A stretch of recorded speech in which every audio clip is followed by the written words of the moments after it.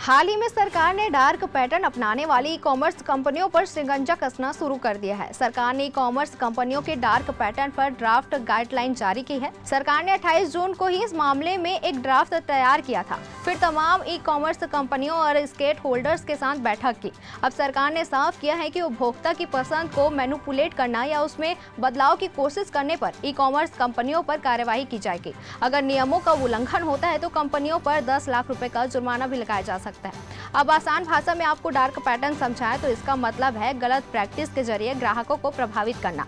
इसके तहत कंपनियां कई तरह के काम करती है। डार्क पैटर्न मतलब एक ऐसा पैटर्न जो आपको समझ ना आए और वह आपको आम प्रैक्टिस लगे। जैसे आपको आए दिन ये देखने को मिलता होगा कि ई कॉमर्स साइट पर कई प्रोडक्ट्स में लिखा होता है कि स्टॉक खत्म होने वाला है या इसके 1-2 आइटम ही बचे हैं। ये भी डार्क पैटर्न है। स्टॉक खत्म होता देखकर कई ग्राहक उसकी तुलना करते हुए दूसरे प्रोडक्ट नहीं देखते हैं और जल्दबाजी में प्रोडक्ट खरीद लेते हैं।